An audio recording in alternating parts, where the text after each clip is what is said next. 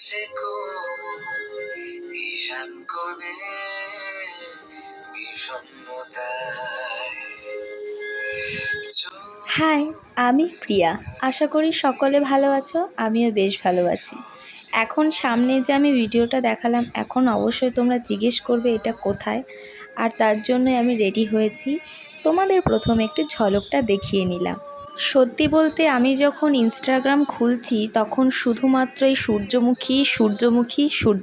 আর আশা করি তোমরা আমাকে চেনো একজন গার্ডেনার হিসেবে, যে আমি কতটা ফুল ভালোবাসি। তবে ইনস্টাগ্রাম খুললে সমস্ত কিছু আমি দেখতে পেলেও এই যে গার্ডেন, সেটা কিন্তু আমার ধরাছোঁয়ার খুবই বাইরে। আর তাই দেখতে দেখতে আমার লোকেশনে আমি এটার সন্ধান পেয়েছি, যেটা আমি তোমাদের অবশ্যই আমি জানাবো, যাতে আমার মতো তোমরাও দূর দূরান্তে না গিয়ে আমার মতো কাছে যেতে পারো। তবে প্ল্যানটা কিন্তু খুবই তৎক্ষণাৎ হয়েছে, যার জন্য আমি খুব তাড়াতাড়ি রেডি হয়ে গেছি। কোনো কিছুই করিনি, কারণ বাইরে প্রচণ্ড রোদ ছিল। আর আমি কাজল পরতে একটু বেশি ভালোবাসি, যার জন্য আমি শুধুমাত্র কাজলই ব্যবহার করি। স্টেশনে পৌঁছে গেলেও ট্রেনটা যেহেতু অনেকটাই লেট ছিল, তো আমি বসে বসে পাশের জায়গা থেকে ঘুগনির গন্ধ পাচ্ছিলাম, আর আমার খুবই খেতে ইচ্ছে করছিল। তো আমি খাইনি, কারণ খুবই গরম ছিল। তারপরে অনেকক্ষণ অপেক্ষা করার পর ট্রেন আসে, আর আমি ট্রেনে চড়ে একদম সোজা পৌঁছে যাই নবদ্বীপ। নবদ্বীপে পৌঁছে গেলে তুমি সোজা পৌঁছে যাবে মায়াপুর ঘাট, এবং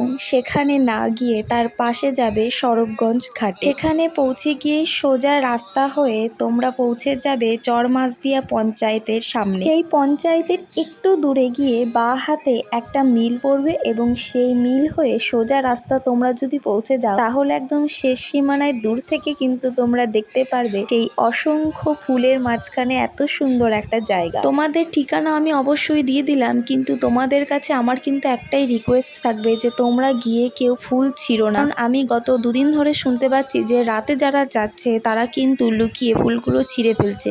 এটা কিন্তু করা উচিত নয়, কারণ সেটা কিন্তু তারা কাজের জন্য একমাত্র ব্যবহার করেছে। তোমরা জায়গাটা দেখো, ছবি তোলো, রিলস করো, যা খুশি করো, কিন্তু তাদের কোনো ক্ষতি না করে। আর এই ভিডিওটা কেমন লাগছে অবশ্যই কিন্তু তোমরা বলো। আর আমি সত্যি বলতে এত সুন্দর জায়গা দেখেছি যে আমার সেখান থেকে আসতে ইচ্ছে করছিল না। ইনস্টাগ্রামে আমি যতগুলো ভিডিও দেখেছি সমস্তই কিন্তু শিয়ালদার লাইনে, এবং আমার থেকে অনেকটাই দূরে, যার জন্য আমার তো সেখানে যাওয়া সম্ভব নয়। তাই আমি আমার সামনে এত সুন্দর একটা জায়গা পেয়েছি, ইচ্ছে আছে আমি আরো একবার গিয়ে এই সুন্দর জায়গাটাকে উপভোগ করার, কারণ এটা খুবই সীমিত।